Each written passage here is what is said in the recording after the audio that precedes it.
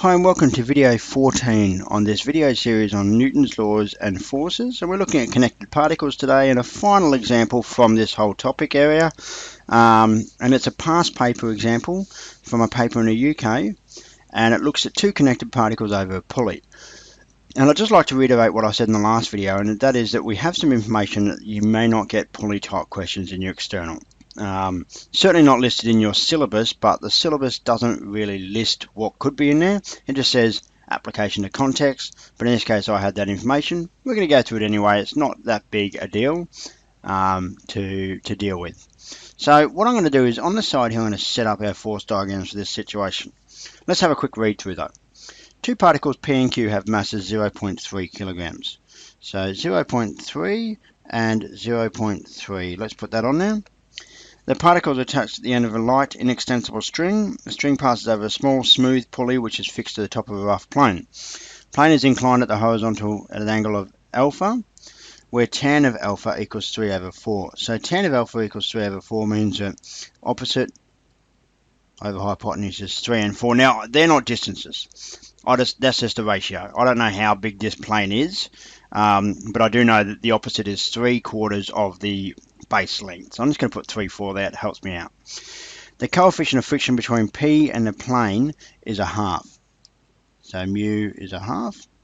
The string lies in a vertical plane through a line of greatest slope of the inclined plane. Particle P is held at rest on the inclined plane and the particle Q hangs freely below the pulley with the string taut as shown.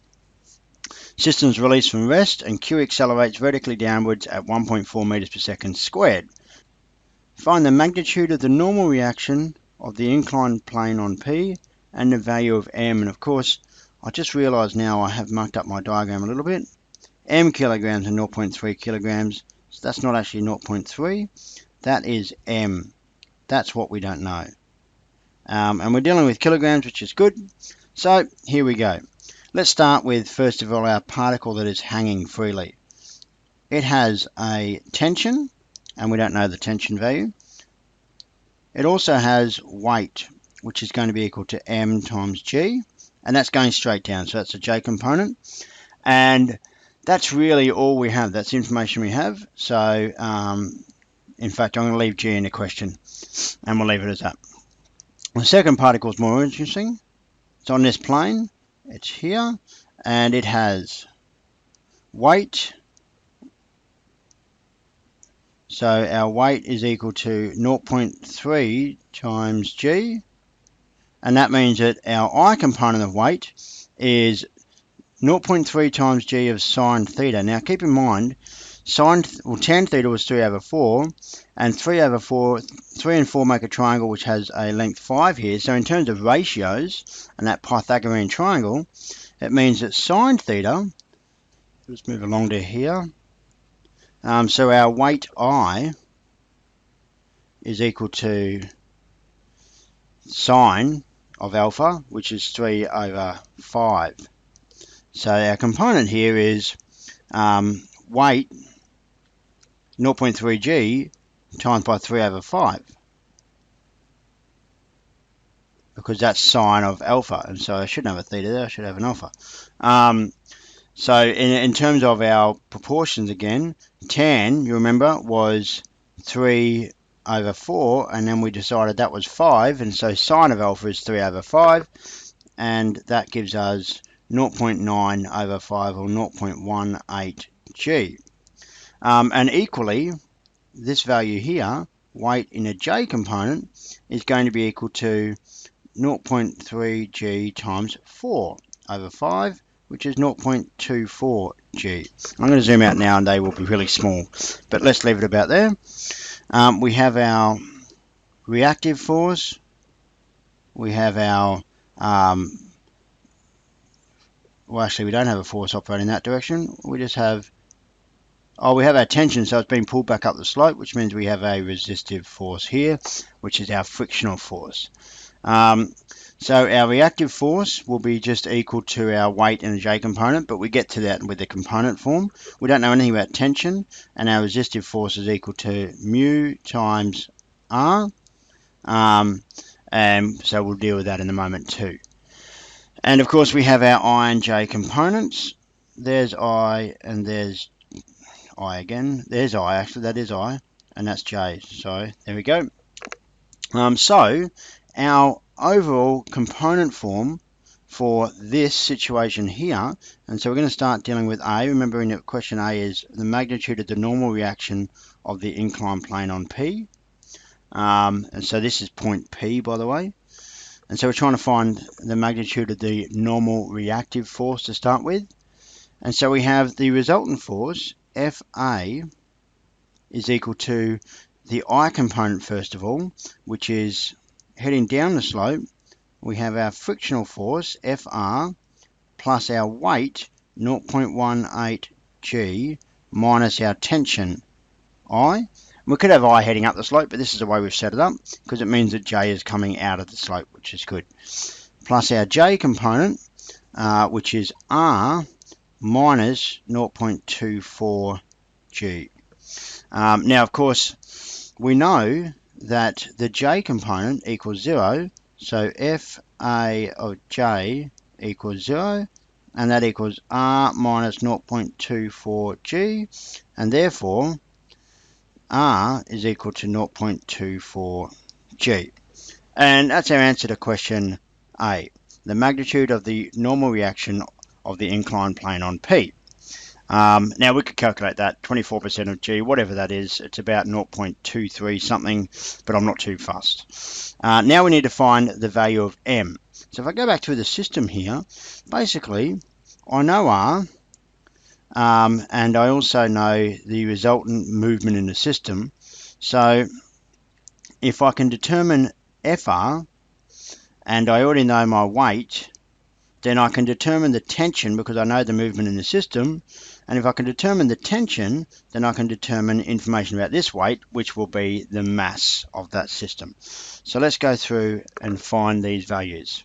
So now considering the I component, we get FAI is equal to FR plus 0.18 G minus tension. That's our I. I can remove the I now, we're just talking about in that direction. So FAI in a system is 0.3 times by 1.4. We're told the acceleration is 1.4, and we're told that the mass is 0.3. But the acceleration, if we go back to the diagram, the acceleration is this way. It's being pulled down by the block, so therefore that is in a negative direction. And we get FR, the frictional force, is mu times by the weight. It's mu times the resistive force, so the reactive force, the normal reaction force. And in this case, the normal reaction force is 0.24 times G plus 0.18 times G minus tension.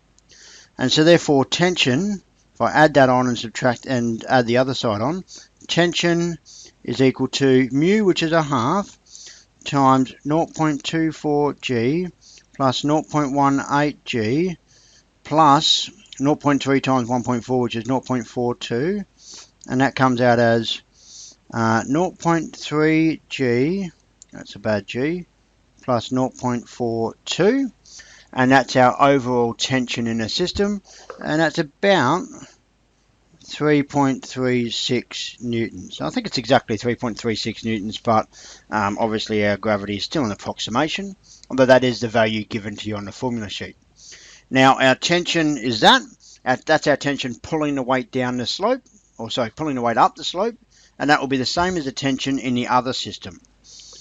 And in the other system we have force in the J component, the vertical component, is equal to tension minus weight, but the force is the movement in the system, so we have M times by 1.4, but again that 1.4 is happening in the opposite, in a negative direction, equals 3.36 minus M times G. And now we're going to bring all of this together. So we have M G minus 1.4 equals 3.36, and so therefore M is equal to 3.36 over G minus 1.4. G is the force due to gravity, and this is equal to 0.4 kilograms. So to make this motion happen, the second weight, the weight that is hanging, must be 0.4 kilograms. And so that is our answer to B. When the particles have been moving for half a second, the string breaks, assuming that P does not reach the pulley. Find the further time that elapses until P comes to an instantaneous rest. So what we have here is we're assuming that for half a second P gets to about here, and then the string breaks, which means we lose tension. There's now no tension, and P is moving up the slope. We want to know how long it takes for that frictional force to stop P from moving any further. So let's go back and set up our system again.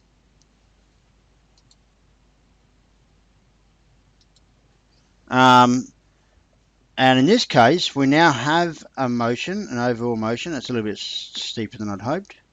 And there's my block, my mass, and it has a frictional force, it has a reactive force, and it has weight operating on it.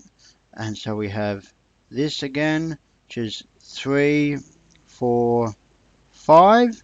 If we go back up and check that against the diagram, 3, 4, 5, we have alpha. We have all the information that we need for this system to see what's going on. And the tensional force has been cancelled out because the string has slapped, so there's nothing pulling it back up the slope. But we currently have an overall movement. Remember, we've got acceleration, so it's been moving for half a second. So we can work out the current velocity of the system, and then we want to see how long it would take for that velocity to dissipate back to zero. So we have an acceleration equal to 1.4 meters per second squared, and time equals half a second, and u was equal to 0. It started from rest, meters per second. There's lots of things we can do. We could build this from first principles, or we could use one of our physics formulas, but just know, we know in this case, that when u is 0, it's a pretty simple system. So for half a second, an acceleration of 1.4, the instantaneous velocity right now is acceleration times time, 1.4, and that's 0.7 meters per second. So this object is moving right at that moment, half a second later, at a velocity of 0.7 meters per second. If we can find the overall acceleration in this system now, which should be a deceleration, we can work out how long it takes for it to come to rest. So our overall force in the system now is equal to the I component, which is, and I'm going to set it up with our I component there, J. So our I component is our frictional force plus weight sine alpha, and that's it for I. And then our J component is our resistive force minus weight cos alpha, but we don't really care about our J component, because in terms of I, FAI is equal to our frictional force, which is 1/2, that was our mu, times by R, and we've already determined R. If we go back over here, R was equal to 0.24 G, so 0.24 G plus our weight times sine alpha, and our weight is 0.3 G times by sine alpha, which is 3 over 5, and so this is equal to 0.12 G plus 0.18 G, which is equal to 0.3 G. And we also know that the force that's being applied up should be a decelerating force, we believe. We want the acceleration, but we have 0.3 times the acceleration, and therefore the acceleration is equal to G, or 9.8 meters per second squared. So that is the acceleration against the motion. And we know that this is a deceleration, so it's moving in the positive direction, but our current movement is in the negative direction. And so velocity is equal to acceleration times time, because, well, actually we have an initial velocity here, so we have to be a bit careful. So let's do this, build this with first principles. Velocity is equal to the integral of acceleration with respect to time, which equals AT plus C, and we know that V0 is equal to 0.7 at t equals 0, and so therefore C equals 0.7. And so V equals AT plus 0.7. And it is actually going in the opposite direction. So I need to take that into consideration. Let's make that negative. And this is negative. It's heading up the slope, but I is down the slope. And we want to know when the V gets to 0. So we get 0 equals A, the acceleration, which is GT minus 0.7. And so we get time equals 0.7 over G, which is approximately equal to 0.0714 meters per second squared. As you would expect, oh no, not meters, just seconds. It stops pretty quickly because there is quite a resistive force and there's nothing pulling it down, and that is our pretty quickly. And so there's our final answer. So that's a bit of a harder question, but it's a fairly typical question of a pulley system over an inclined plane. All the best.